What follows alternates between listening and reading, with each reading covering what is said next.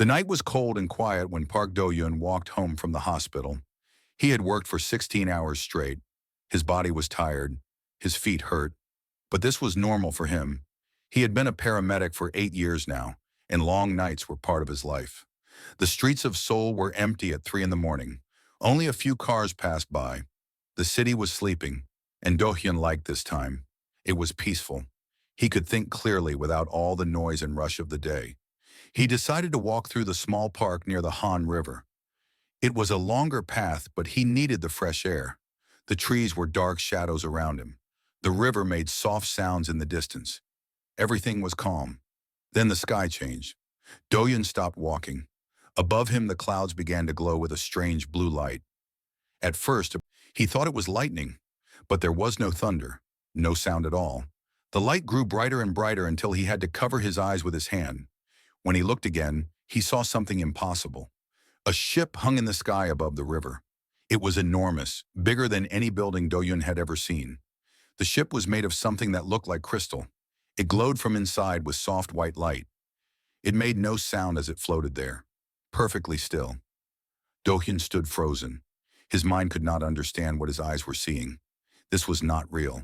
This could not be real, but it was there, hanging in the sky like a second moon. His phone started buzzing. Then it buzzed again and again. All around the city, he could hear car alarms starting. Dogs began to bark. Somewhere far away, a siren started to wail. The world was waking up. Do-hyun wanted to run. Every part of his body told him to run, but his legs would not move. He just stood there, staring at the impossible thing in the sky. Then he saw something separate from the big ship. A smaller craft, shaped like a teardrop, descended slowly. It was coming down. It was coming toward the park. It was coming toward him. The small ship landed 30 meters away from Do-hyun. It touched the grass without making any sound at all. For a long moment, nothing happened. Do-hyun could hear his own heartbeat. He could hear his own breathing. He waited. A door opened in the side of the ship. Light poured out, so bright that Do-hyun had to squint. A figure stepped out of the light and walked toward him. It was a woman. At least she looked like a woman. She was tall. Taller than any woman Do-hyun had ever seen. Her skin was pale, almost silver in the strange light. Her hair was white and long, flowing behind her like water. She wore robes that seemed to be made of starlight itself. But her eyes were what made Do-hyun stop breathing. They were gold, pure gold, with no white around them. They looked at him like they could see everything inside him. She stopped a few steps away from him. Behind her, Do-hyun noticed a small figure hiding in the light of the doorway. A child. The child was watching him with wide, frightened eyes. The woman spoke. Her voice was clear and cold, like ice breaking. "Park Do-hyun," she said. She spoke Korean perfectly, but there was something strange about the way the words sounded. Former military medic, current paramedic at Seoul Central Hospital, 32 years old, widowed. Do-hyun's mouth was dry. "How do you know my name?" he managed to say. The woman did not answer his question. Instead, she turned slightly and held out her hand toward the child. "Come," she said, her voice softer now. The child stepped forward slowly. It was a boy, maybe 7 or 8 years old. He had the same silver skin as the woman, the same white hair, but his eyes were different. They were silver like mirrors, and they were filled with tears. The boy walked past the woman and stopped in front of Do-hyun. He looked up at the human with an expression that Do-hyun knew well. He had seen it many times in his work. It was the look of someone who was afraid, who was desperate, who was hoping for something they were not sure they would get. Then the boy did something unexpected. He stepped forward and wrapped his thin arms around Do-hyun's leg. He held on tightly, like Do-hyun was the only solid thing in the universe. Do-hyun looked down at the child, then up at the woman. "I do not understand," he said. "What is happening? Who are you?" The woman's golden eyes studied him for a long moment. Then she spoke the words that would change everything. "I am Yuna," she said, "Empress of the Velen Empire, ruler of 17 star systems, queen of 300 billion souls." She paused. The child held Do-hyun's leg tighter. "And this is my son, Prince Taiho." She took one step closer. Her eyes never left Do-hyun's face. "My son has a gift," she continued. "He can see across the stars. He can look into the souls of living beings. 3 months ago, he searched the entire galaxy. He looked at millions of worlds, billions of people, and he found you. Do-yun shook his head. Found me? Why? I am nobody. I am just a paramedic. The Empress smiled. It was a small smile, cold but not unkind. That is what makes you special, she said. In all the galaxy, my son could have chosen anyone. Warriors, kings, geniuses. But he chose you, an ordinary man who holds the hands of dying strangers. She looked down at her son, and for just a moment, Do-yun saw something in her golden eyes. Something soft, something sad. My son selected you as his father, she said, and I have crossed the stars to honor his choice. The child looked up at Do-hyun. Tears were running down his silver cheeks. Please, the boy whispered. His voice was small and broken. Please do not send me away. Everyone sends me away. Do-yun felt his heart crack open. He did not understand what was happening. He did not know why he had been chosen. But he knew that look in the child's eyes. He knew that pain. Without thinking, he knelt down. He put his hand on the boy's head, gently, like he did with scared children at the hospital. It is okay, he said softly. I am not going to send you anywhere. Above them, the sky was filling with helicopters and lights. The world was coming to find them. Everything was about to change. But in that moment, in the quiet park by the river, a man and a child looked at each other, and something began. The inside of the alien ship was like nothing Do-hyun had ever imagined. The walls seemed to be made of light itself. They changed color slowly, shifting from soft blue to gentle purple to warm gold. There were no sharp corners anywhere. Everything curved and flowed like water frozen in mid-motion. Do-yun walked beside Empress Yuna through long hallways. The young prince, Taiho, held Do-yun's hand tightly and refused to let go. The boy's small fingers were cold, but his grip was strong. They passed many of the Velen people. They were all tall and beautiful, with silver skin and white hair. But they looked at Do-yun with expressions he recognized. They looked at him the way some people looked at insects, with disgust, with confusion, with a question in their eyes that asked, why is this thing here? Do-yun tried not to let it bother him. He had more important things to worry about. Yuna led them to a large room with windows that showed the stars outside. Earth hung in the distance, blue and green and beautiful. Do-yun stared at his planet from space. It looked so small, so fragile. Sit, Yuna said. It was not a request. She pointed to a chair that grew out of the floor like a flower blooming. Do-yun sat down carefully. Taiho climbed up beside him and pressed close to his side. Yuna remained standing. She looked out at the stars for a long moment before she spoke. You want to understand, she said. I can see the questions in your eyes, so I will tell you the truth. All of it. She turned to face him. Her golden eyes were hard, but there was something else in them too. Something tired. The Valen Empire is old, she began. We have existed for 50,000 of your years. We have conquered worlds. We have built wonders.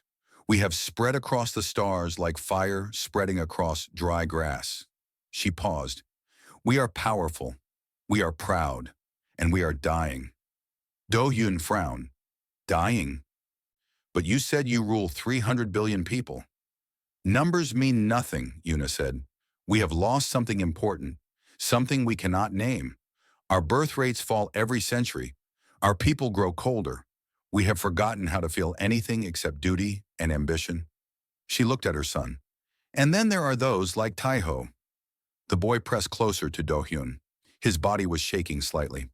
Among my people, Yuna continued, weakness is not accepted. We believe that only the strong should survive. Children who are born sick or small or different, they are considered defective. They are removed. Do-hyun felt ice in his stomach. Removed? Killed, Yuna said. Her voice did not change.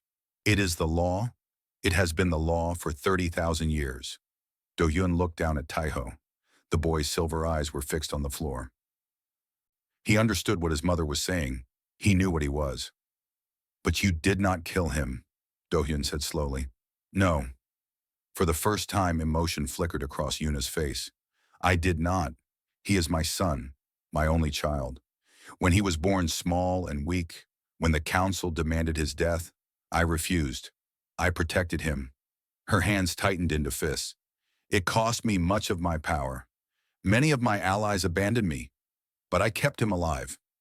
She walked closer to them. Her eyes were fixed on Taiho now. And then we discovered his gift, she said. Taiho has what we call soul sight. It is extremely rare. Perhaps 1 in 1 billion Velen have it. He can project his mind across space. He can look into the hearts of living beings and see their true nature, their real self, hidden beneath all the masks and lies. 3 months ago, she continued, Taiho fell into a deep trance. For 7 days he did not wake. His mind traveled across the galaxy. He searched millions of worlds, billions and billions of souls, and then he woke up and spoke your name. Doyun shook his head. But why me? I am nothing special. I am just an ordinary man. Yuna looked at him with an expression he could not read. Show him, she said to Taiho. Show your father what you saw. Taiho lifted his head. He looked at Doyun with those mirror-bright eyes. Then he reached up and placed his small hand on Dohyun's forehead. The world disappeared. Dohyun was somewhere else. He was in a memory, but it was not his own. He was seeing himself from the outside, from above, like watching a movie. He saw himself 3 years ago, in a war zone. He was younger then, still a military medic. There was blood everywhere. The sounds of explosions, screaming, death. And there was a man on the ground, an enemy soldier. He was dying. Everyone else had left him there to die alone. But Doyun had stayed. He had held the man's hand. He had talked to him softly. When the man started crying for his mother, Dohyun had sung to him, an old Korean lullaby, the same one his grandmother used to sing. The enemy soldier died holding Dohyun's hand, listening to that song. The memory shifted. Dohyun saw himself at the hospital, a homeless man, dirty and sick, that no one else would touch. Dohyun cleaned his wounds and talked to him like a friend, an old woman dying alone because her family was too busy. Dohyun stayed after his shift and held her hand until the end, a child who was scared of needles. Dohyun made funny faces until the child laughed, moment after moment. Year after year, small acts of kindness that Dohyun had forgotten, but someone had seen them all. The memory ended. Dohyun was back in the room, tears running down his face. Taiho was crying too. Do you understand now? Yuna asked. Her voice was softer than before. My son looked across the entire galaxy for someone whose soul burns bright. Someone who chooses kindness when no one is watching. Someone who sees value in the weak and the broken and the dying. She knelt down in front of Dohyun. The Empress of 17 star systems knelt before an ordinary human. In all the universe, she said, he found only you. Dohyun looked down at Taiho. The boy was watching him with desperate hope. The council wants him dead, Yuna continued. They say he is too weak to be heir, too emotional, too human. She almost smiled at that last word. But I believe that what they call weakness is actually strength, and I believe you can teach him that. You can show him that he is not broken, that he has value. She stood up. Her face was the mask of an empress again. I am not asking you to be a king, she said. I am not asking you to rule anything. I am asking you to be a father, to a boy who has never had one, to a child who has been told his entire life that he should not exist. Dohyun looked at Taiho. The boy was still holding his hand, still shaking, still hoping. Dohyun thought about his own life, his empty apartment, his quiet dinners alone, the wife he had lost, the children they had planned to have but never did. He thought about all the hands he had held, all the lives he had touched, all the small moments that had felt meaningless at the time. And he made his choice. Okay, he said quietly. I will try. Taiho made a sound like a sob and threw his arms around Dohyun's neck. The boy buried his face in Dohyun's shoulder and cried. And somewhere deep in his cold, tired heart, Dohyun felt something warm begin to grow. 3 days passed on the ship. Dohyun learned many things during that time. He learned that the Velen Empire was vast beyond imagination. 17 star systems, hundreds of worlds. Billions of people spread across the galaxy like seeds in the wind. He learned that Empress Yuna was over 3,000 years old. The Velen lived for a very long time. They did not age like humans did. They stayed strong and young until they simply decided to stop living. He learned that Taiho was 52 years old, but in Velen terms, he was still a child. He would be considered an adult at 200. But despite his age, he acted like a human child of 7 or 8. He was curious. He was scared.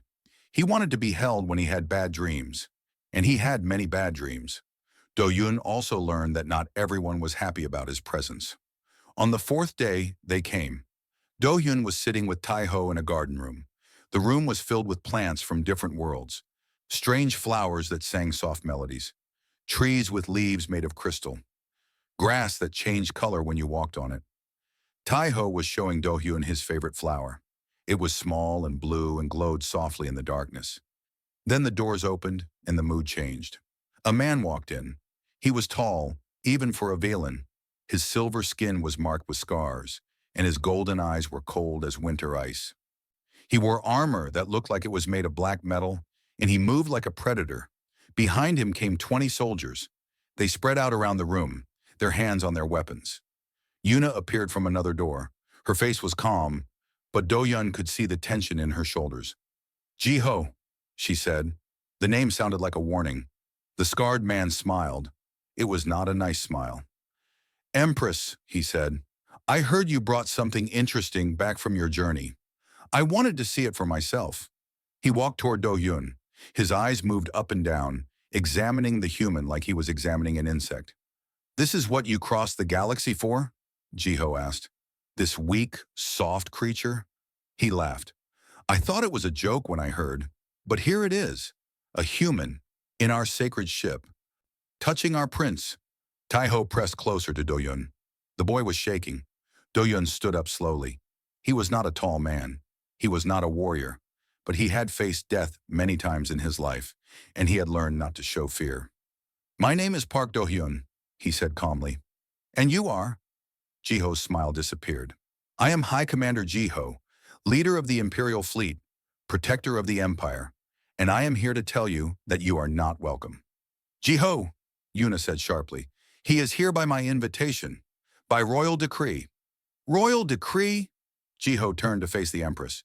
"You decree that this primitive animal should be father to our future emperor? You decree that human blood should mix with the royal line?" He shook his head. "No, Empress. This time you have gone too far." He pulled something from his belt. It was a small crystal that glowed red. He held it up, and a hologram appeared above it, a circle of Velen faces, all of them old and stern. "The High Council has voted," Ji-Ho announced. "By a margin of 7-3, they have decided that this human must prove his worth. He must complete the trial of ascension. If he fails, he will be executed. The defective prince will be reconditioned, and this matter will be closed forever." Yuna's face went pale. "The trial of ascension? That trial has not been used for 1,000 years. It was designed for Velen warriors, not for humans." "The law is the law," Ji-Ho said. "If this human wants to be father to a Velen prince, he must prove he is worthy of our people. 3 tests, mind, body, and spirit." His cold smile returned. "I am sure he will do fine." Do-Yun felt his stomach drop. "What happens if I refuse?"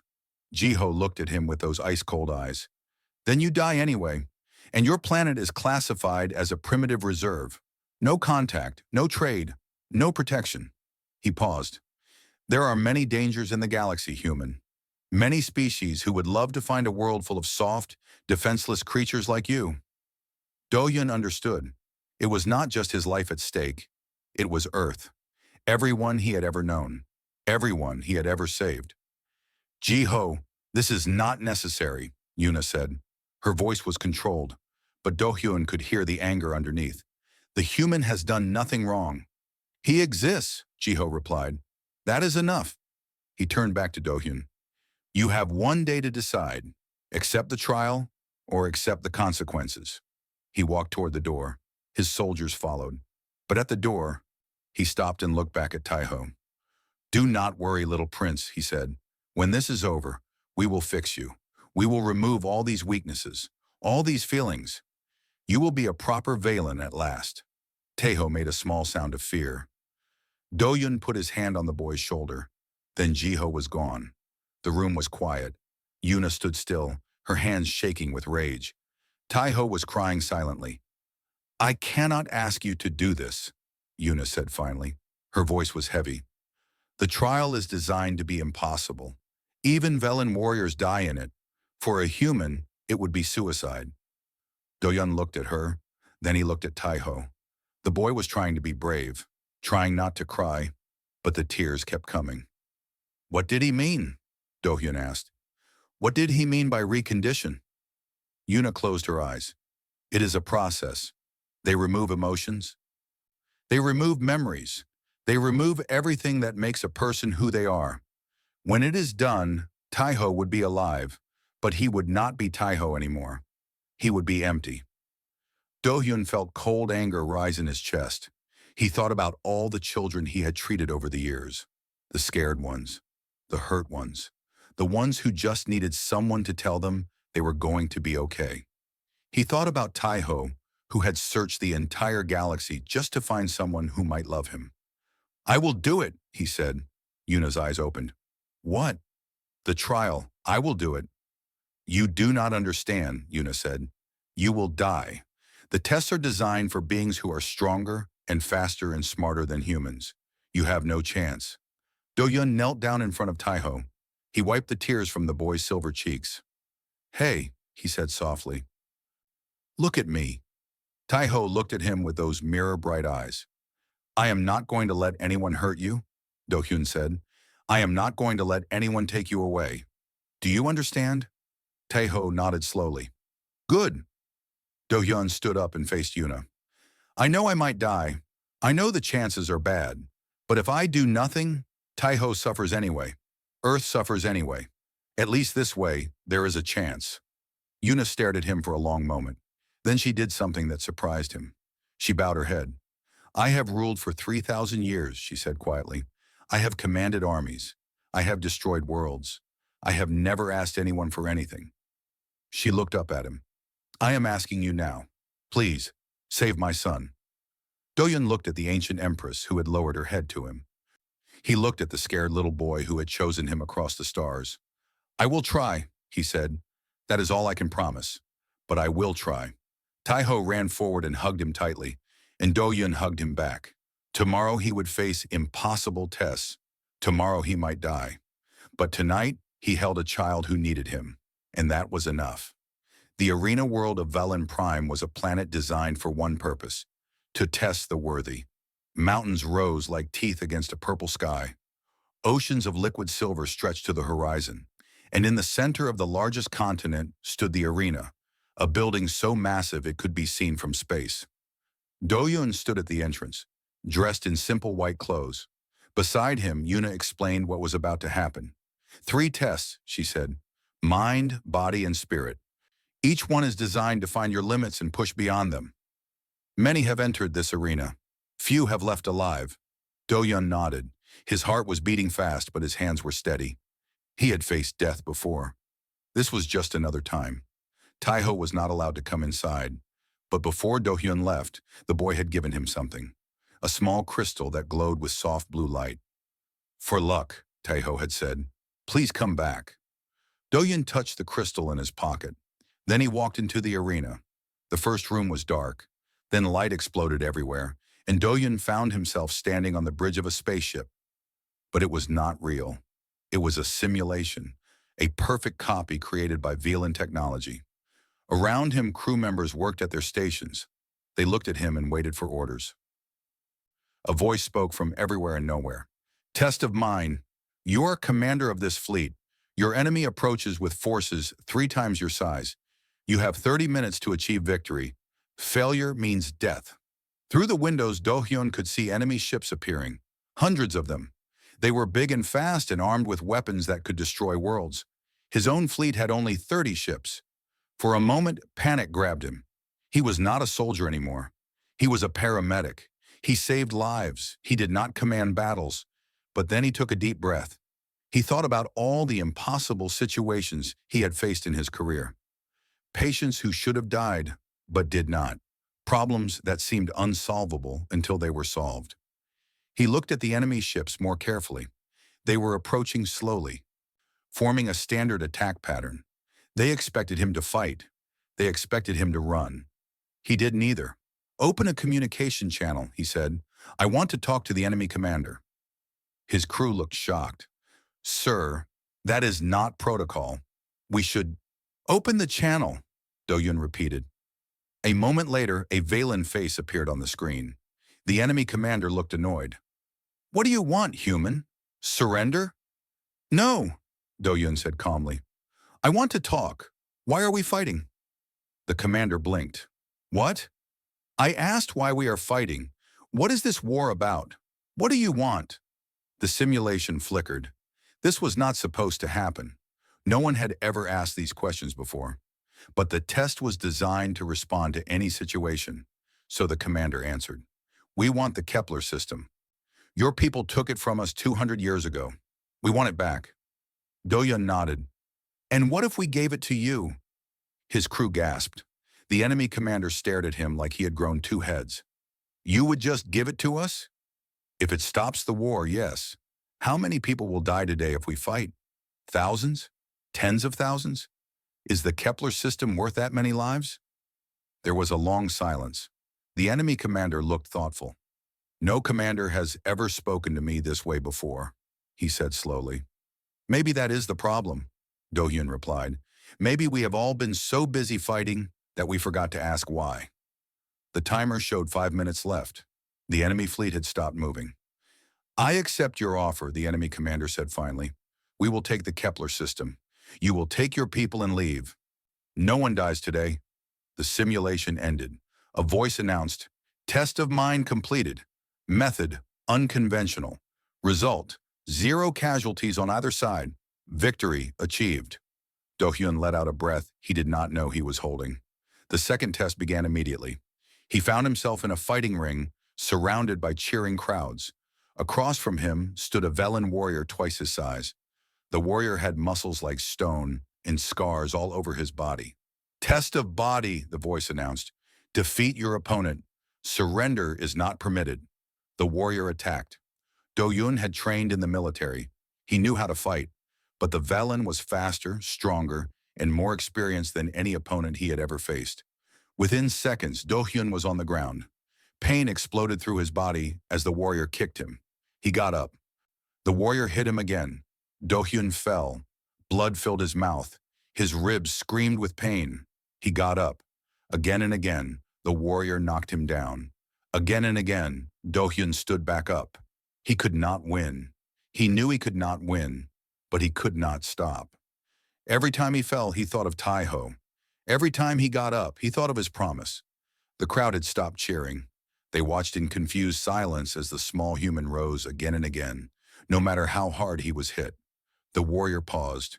He looked at Do-Yun with something strange in his eyes. "Why do you keep getting up?" he asked. "You cannot win. You must know that." Do-Yun spit blood onto the ground. His whole body was shaking. "I promised the child I would come back," he said. "I do not break my promises." The warrior stared at him for a long moment. Then he did something no one expected. He lowered his fists and knelt down. "I yield," the warrior said. The crowd erupted in shock. A Velen warrior had never yielded before. It was unthinkable. "Why?" Do-Yun asked, confused. The warrior looked at him with respect in his eyes. "Because breaking someone who fights for love would bring dishonor to my name. You have shown more courage than any opponent I have ever faced. Not the courage to win, but the courage to endure. That is true strength." The voice announced, "Test of body completed. Method, endurance. Result, opponent yielded. Victory achieved." Do-Yun almost collapsed. But there was one more test. The final room was empty. Just white walls and white floor and white ceiling. Do-Hyun stood alone in the silence. "Test of spirit," the voice said. "Face your true self." The room changed. Suddenly Do-Hyun was standing in a hospital room. He recognized it immediately. His heart froze. His wife lay in the bed. She was thin and pale, just like she had been at the end. Machines beeped around her. The smell of sickness filled the air. You left me, his wife said. Her eyes were open, staring at him. You were working when I died. You were saving strangers while I was alone. No, Do-Yun whispered. I came as fast as I could. I was there. I held your hand. But you were late. You are always late. You care more about everyone else than you care about the people who love you. The room shifted. Now he was standing over his own body. A future version of himself, old and alone, dying in an empty apartment, with no one to hold his hand. This is your future, the voice said. You give and give and give, but no one gives back. You will die alone, forgotten, just like everyone you ever saved. Do-Yun fell to his knees. The pain was worse than any physical wound. All his doubts, all his fears, all the dark thoughts he kept buried, they were all here speaking with the voices of people he loved. But then he remembered something. A small crystal in his pocket. A boy's voice saying, please come back. An empress who had knelt before him. A warrior who had yielded rather than destroy someone who fought for love. He stood up. No, he said. His voice was quiet but firm. You are wrong. The visions flickered. I was there when my wife died. I held her hand. I sang to her. She smiled at the end. He took a breath. And I am not alone. I have never been alone. Every life I touched, every hand I held, every small kindness I gave, they all matter. They all meant something. He thought about the enemy soldier who died listening to a lullaby, the homeless man who smiled when someone finally treated him like a human, the old woman who whispered thank you with her last breath. I am not empty, Do-Yun said. I am full. I am full of all the love I gave away. And that love came back to me when a child searched the stars and found me worthy. The white room shattered like glass. Do-Hyun stood in the arena, alone and wounded, but still standing. Test of spirit completed, the voice announced. The candidate has faced his shadows and emerged whole. All 3 tests passed. The trial of ascension is complete. Do-Hyun smiled, blood on his lips, tears in his eyes. Then he fell unconscious. He had won. Do-Hyun woke up in a soft bed. The ceiling above him was made of something that looked like pearl, glowing with gentle light. For a moment he did not know where he was. Then everything came rushing back. The trial, the fights, the visions. He tried to sit up, but pain shot through his body and he fell back with a groan. Do not move, a familiar voice said. Your bones are still healing. He turned his head. Empress Yuna sat beside his bed. She looked different than before. The cold mask was gone from her face. She looked tired and worried and relieved all at the same time. How long? Do-Yun asked. His voice was rough. 3 days. Our doctors have been working on you constantly. Your body was badly damaged. She paused. Any Villain would have died from those injuries. But you kept breathing. Your heart kept beating. Our doctors said they have never seen such stubborn biology. Despite the pain, Do-Hyun laughed a little. We humans are hard to kill. So it seems. The door opened, and a small figure ran into the room. Tae-ho climbed onto the bed carefully and pressed himself against Do-Hyun's side. The boy was crying again, but this time the tears were happy. You came back, Tae-ho whispered. You promised, and you came back. Do-Hyun lifted his arm, ignoring the pain, and put it around the boy. I told you I would. For a while they stayed like that. The Empress, the human, and the child. A strange little family in a room made of pearl and light. Then Yuna spoke again. The Empire is in shock. No human has ever passed the trial of ascension. No one expected you to survive the first test, let alone all 3. A small smile touched her lips. High Commander Ji-ho is very angry, but he cannot argue with the results. The law is the law, and you have proven yourself worthy. What happens now? Do-Yun asked. Now we complete the bonding ceremony. Officially, legally, you will become Tae-ho's father. Part of the royal family. She looked at him seriously. It is not too late to refuse. Once the bond is made, it cannot be broken. You will be tied to us forever. Do-Yun looked down at Tae-ho. The boy was watching him with anxious eyes. I do not want to refuse, Do-Hyun said. I made my choice. I am not going back on it now. Tae-ho smiled so brightly it was like watching the sunrise. The bonding ceremony took place 1 week later, when Do-Hyun could finally stand and walk again. It was held in the Great Hall of the Imperial Palace, a room so large that clouds actually formed near the ceiling. Thousands of villain attended, their silver faces watching with a mix of curiosity and doubt. Do-yun wore simple clothes as he had requested. No fancy robes or symbols of power. He was a paramedic from Seoul, and he did not want to pretend to be anything else. Taiho stood beside him, dressed in white and gold. The boy was nervous but happy. He kept glancing up at Do-yun with that bright smile. Yuna stood before them on a raised platform. She wore her full empress regalia, a crown of living light and robes that seemed to be made of stars. When she spoke, her voice carried to every corner of the vast hall. "We are here today to witness a bond between souls," she said. "Not by blood, but by choice. Not by tradition, but by love." She looked at Do-yun. This human crossed the stars not for power or glory, but because a child asked him to.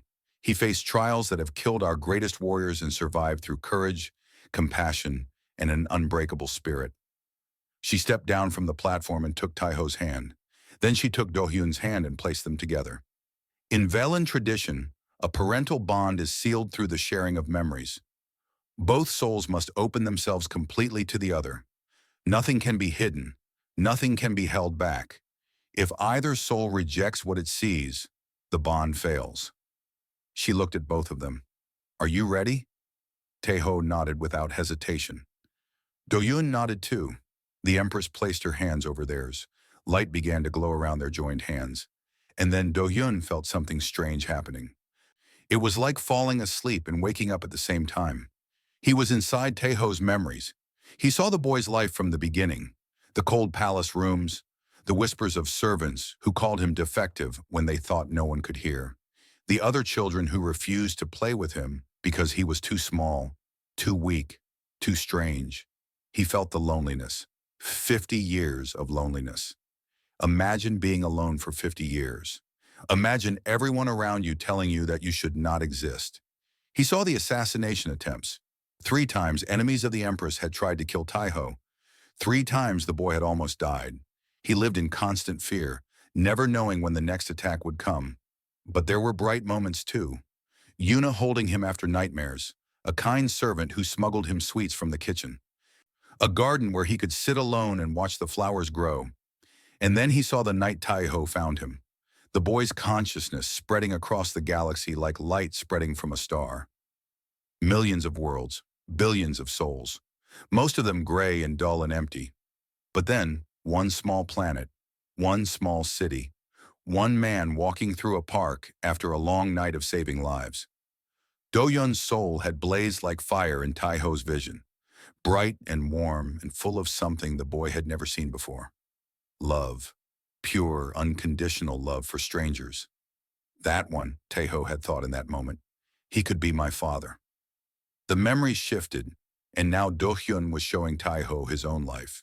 He showed the boy his childhood in Busan, playing on the beach, his grandmother making special rice cakes on his birthday. The small house that was always full of laughter. He showed him the hard times too, his parents dying when he was young, living with his grandmother in poverty, working 3 jobs to pay for school. He showed him the military, the war, the blood and death and fear, but also the moments of humanity, soldiers sharing their last food with refugees, medics running into danger to save the wounded, the enemy soldier who died with a lullaby in his ears. He showed him his wife, her smile, her laugh, the way she would hum while cooking. The wedding where they had promised to love each other forever. And then the sickness, the slow decline, the final goodbye. He showed him the years after, the grief that almost broke him, the nights he thought about giving up, but also the moments that saved him, a child thanking him for taking away the pain. An old man crying because someone finally listened to his story, the feeling of a heartbeat coming back under his hands. Small moments, ordinary moments, but each one full of meaning. The memories ended. Do-hyun opened his eyes. Taiho was crying. Do-hyun was crying too. They had seen each other completely, with no masks and no walls, and neither of them had pulled away. The light around their hands flashed bright and then faded. The bond was complete. "It is done," Yuna announced. Her voice was thick with emotion that she tried to hide. "From this day forward, Park Do-hyun is recognized as father to Prince Tae-ho, heir to the Velen Empire. Let no one challenge this bond. The crowd was silent for a moment. Then slowly someone started to clap. Then another. Then another. Soon the entire hall was filled with applause. It was not enthusiastic or joyful. It was respectful. These people had watched Do-hyun pass tests that should have killed him. They had just witnessed a bonding ceremony that left both participants in tears. They may not have understood why a human was worthy, but they could not deny that he had earned his place. Later that night, Yuna visited Do-hyun in his quarters. Tae-ho had fallen asleep in Do-hyun's room, refusing to leave his side. The boy was curled up on the bed, looking peaceful for perhaps the first time in his life. Yuna looked at her son for a long moment. Then she turned to Do-hyun. "Thank you," she said softly. "I have not seen him sleep like that in years. He always has nightmares. He always wakes up screaming." She paused. "But not tonight." Do-hyun shook his head. "You do not need to thank me. He is my son now. I would do anything for him." Yuna studied his face. "You mean that, do you not? You truly see him as your child?" "Yes." She was quiet for a moment. Then she did something unexpected. She reached out and touched his hand. Her fingers were cool, but the touch was gentle. "You are a strange creature, Park Do-hyun," she said. "In 3,000 years, I have never met anyone like you. You have no power, no strength, no special abilities. And yet somehow, you make everything around you better." She pulled her hand back and walked toward the door, but she stopped before leaving. "Get some rest," she said. "Tomorrow the real work begins." Then she was gone. Do-hyun looked at Tae-ho sleeping peacefully. He smiled and sat down in a chair beside the bed. He did not know what tomorrow would bring, but tonight his son was safe and happy. That was enough. 6 months passed. Do-hyun learned many things about the Valen Empire during that time. He learned their language, their customs, their history. He learned that behind the cold faces and perfect bodies, many Valan were suffering. They had forgotten how to feel. They had forgotten how to connect. They lived for thousands of years but felt empty inside. And he learned that High Commander Ji-ho had not given up. The attack came without warning. Do-hyun was in the garden with Tae-ho, teaching the boy how to plant flowers when the sky turned red. Ships appeared above the palace, hundreds of them, all bearing Ji-ho's insignia. A hologram of Ji-ho appeared above the city. His face was cold and determined. "Citizens of the Empire," he announced, "for too long our sacred bloodline has been corrupted. Our Empress has welcomed aliens into our royal family. She has allowed weakness to infect our throne. Today I declare her unfit to rule. I am assuming control as Regent Protector until the prince can be properly treated." Soldiers began landing all around the palace. Fighting erupted everywhere. The sound of weapons filled the air. Yuna appeared beside Do-hyun, her robes flowing as she ran. "We must leave, now." They fled through secret passages that Yuna had prepared long ago. Behind them, the palace burned. Loyal guards fought and died to buy them time. For 3 days, they hid. They moved from safe house to safe house, always one step ahead of Ji-ho's forces. Tae-ho was terrified, but he tried to be brave. Do-hyun held him close and told him stories about Earth to keep him calm. On the 4th day, they reached a hidden communication station. Yuna sent messages to every corner of the empire. "I am not dead," she broadcast. "Ji-ho has betrayed our people. He has started a civil war because he fears change. He fears growth.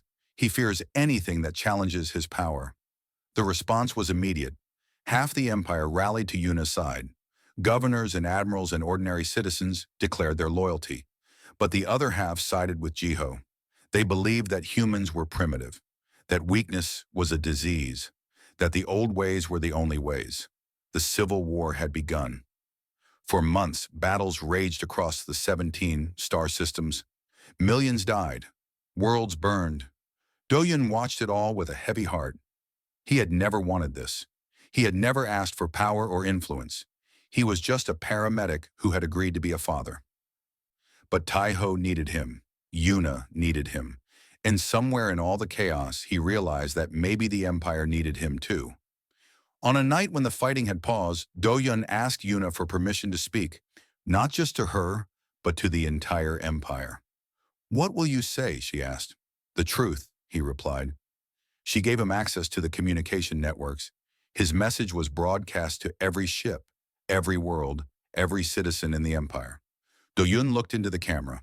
He was not dressed as a prince or a royal. He wore simple clothes, the same kind he had worn as a paramedic.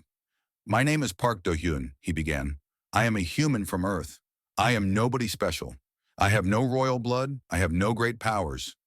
6 months ago, I was working in a hospital, saving lives one at a time." He paused and thought about what to say next. "I know many of you hate me. I know many of you think I do not belong here. And maybe you are right. I do not understand your politics or your traditions. I cannot live for thousands of years or command fleets or conquer worlds." He looked directly at the camera, as if he was speaking to each person individually. "But I know something about love. I know something about kindness. I know that every life has value, whether it is strong or weak, young or old, villain or human." He thought about Taiho. He thought about all the children in the empire who had been called defective, all the people who had been told they were not good enough. "I am not here to rule you. I am not here to change you. I am here because a child needed someone to believe in him, a boy who was told his entire life that he should not exist. A boy who searched the galaxy for someone who might see his value." His voice grew stronger. "If that threatens your empire, then maybe your empire was built on the wrong things. If caring about the weak makes me primitive, then I am proud to be primitive. If love is a disease, then I hope it spreads to every corner of the galaxy." He took a breath. "I will not fight in this war. I will not command ships or lead armies. But I will stand beside my son and my empress, and I will not stop believing that there is a better way." He ended the message. For a moment, nothing happened. Then the responses started coming. All across the empire, people who had been silent began to speak. The weak, the different, the ones who had never fit the warrior ideal. They came forward by the thousands, then the millions. They shared their stories. They demanded change. They said that if a human could pass the trial of ascension, then maybe the old definitions of strength were wrong. Jiho's coalition began to crack. Soldiers who had followed him out of fear started to desert. Officers who had believed in the old ways started to question. The civil war was turning. The final battle took place above Valen Prime. Jiho had gathered his remaining forces for a last stand. He knew he was losing, but he refused to surrender. Do-Yun was on Yuna's flagship, watching the battle unfold. Ships exploded in flashes of light. Thousands died every minute. "There must be another way," Do-Yun said. "This much death serves nothing." Yuna shook her head. "Jiho will never stop. He would rather die than admit he was wrong." But Do-Hyun had an idea, a crazy, impossible idea. "Let me talk to him," he said. Yuna stared at him. "He wants to kill you." "I know, but maybe that is exactly why he needs to hear from me." Against all advice, Yuna opened a communication channel to Jiho's ship. The High Commander appeared on screen, his face twisted with rage. "You," Jiho spat, "you have destroyed everything. Our empire, our traditions, our pride, all because of a weak, pathetic human." "Maybe," Do-Hyun said calmly. "Or maybe I just showed people what they already knew in their hearts. That strength is not the only thing that matters. That kindness is not weakness. That change does not have to mean destruction." Jiho laughed bitterly. "Pretty words, but words do not win wars." "No," Do-Hyun agreed, "but they can end them." He leaned forward. "How many of your soldiers want to die today? How many of them joined you because they truly believe in your cause? And how many joined because they were afraid?" He looked at Jiho with something like compassion. "You are not evil. You are scared. You are scared of a universe that does not make sense anymore. A universe where a weak child can choose a weak human, and somehow everything changes." He paused. "I understand that fear. Change is terrifying, but fighting against it only creates more pain." Jiho was silent. His face was unreadable.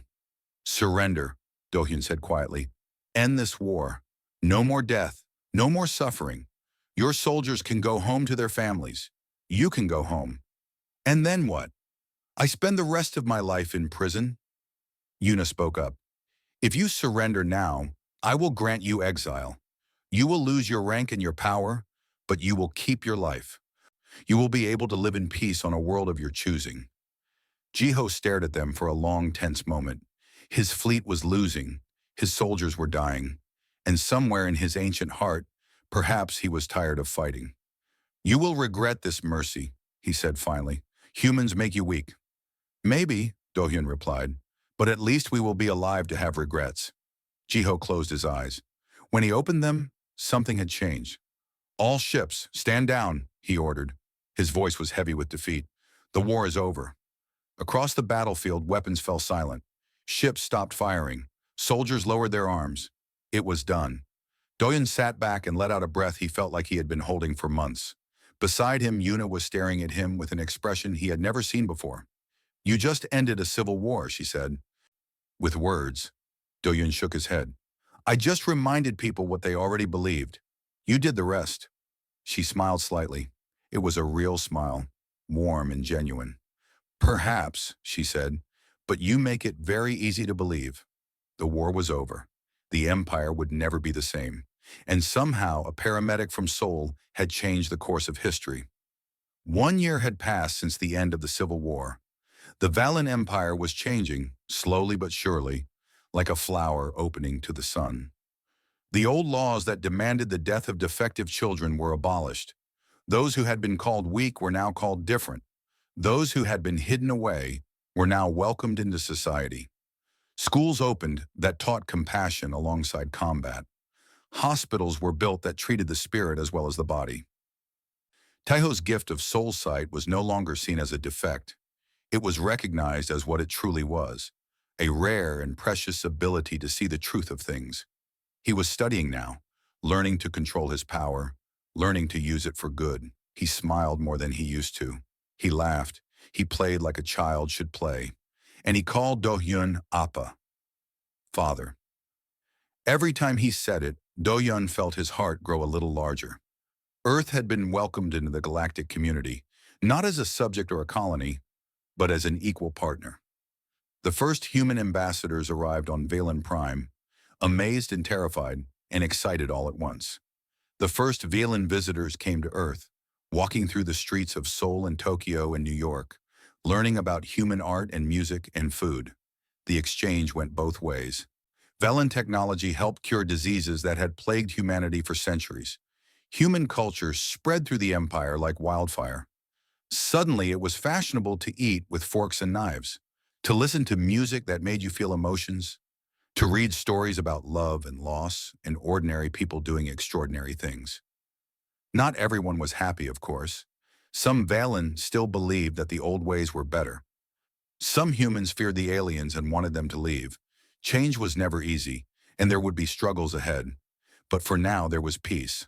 Dohyun stood on a balcony of the Imperial Palace, watching the sun set over an alien world. The sky turned colors he had never seen on Earth. Deep purple and bright orange and soft pink all mixed together. 2 moons rose on the horizon, one silver and one gold. He still felt like a stranger here sometimes. He still missed Earth, missed Korean food and autumn leaves, and the sound of his grandmother's voice. He probably always would. But this was his home now. These strange, beautiful people were his family. Footsteps approached behind him. He did not need to turn to know who it was.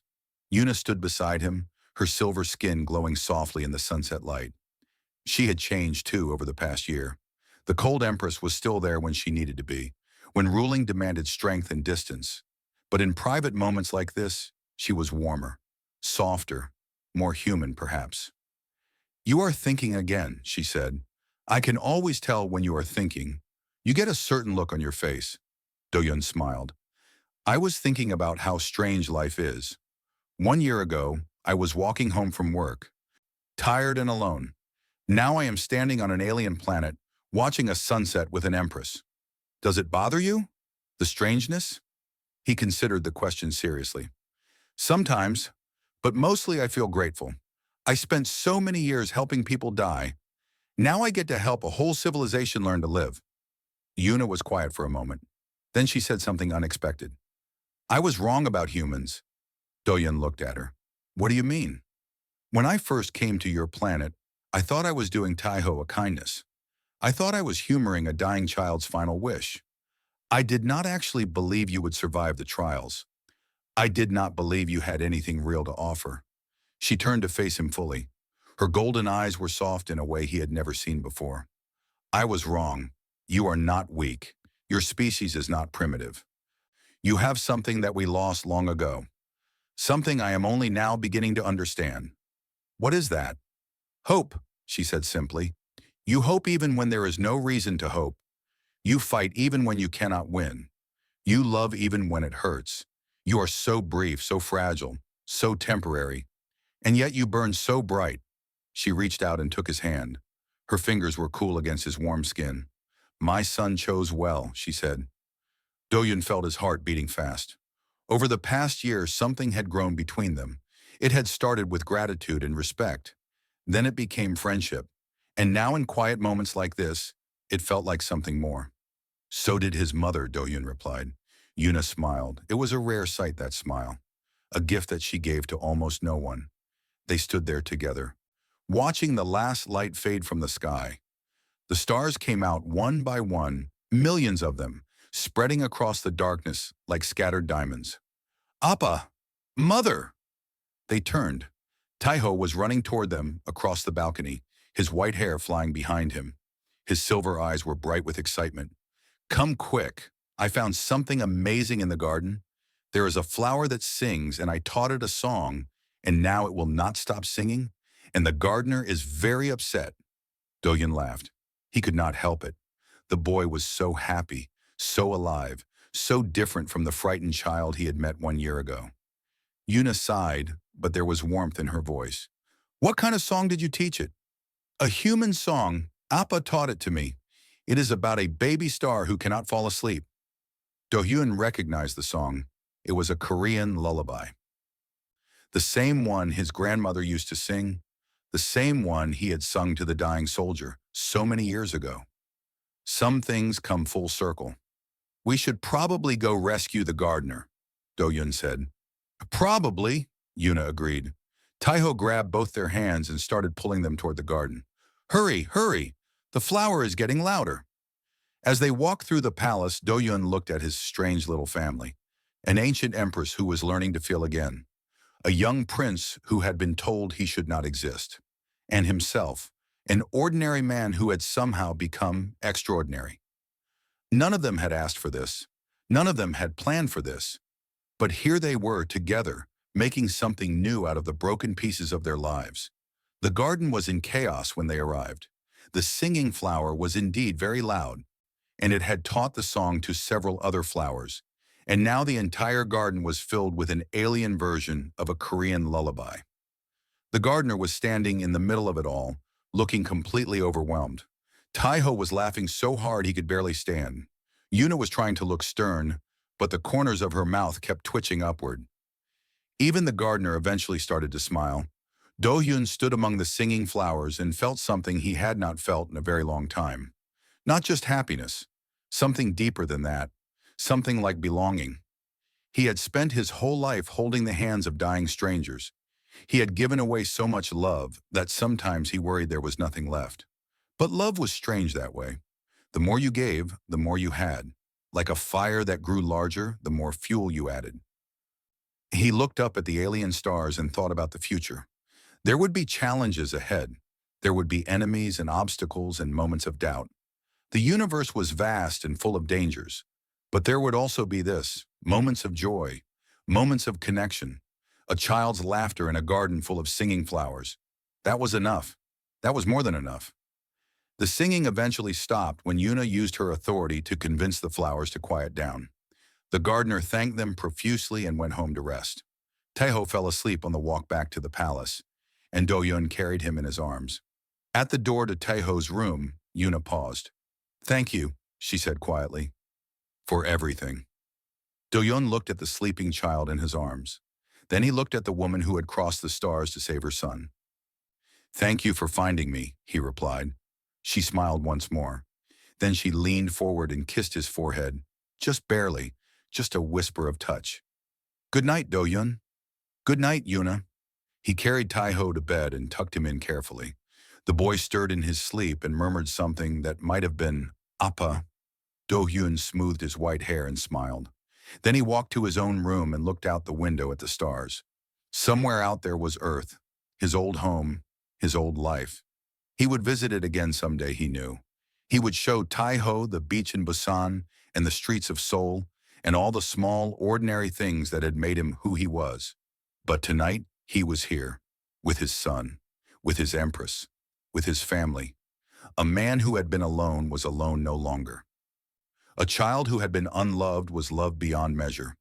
An empire that had forgotten how to feel was learning to feel again.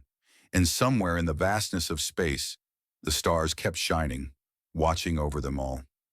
This was not the end of the story. It was only the beginning. But beginnings were enough. Beginnings were everything. Do-hyun closed his eyes and slept. And for the first time in years, he did not dream of death or loss or loneliness. He dreamed of hope.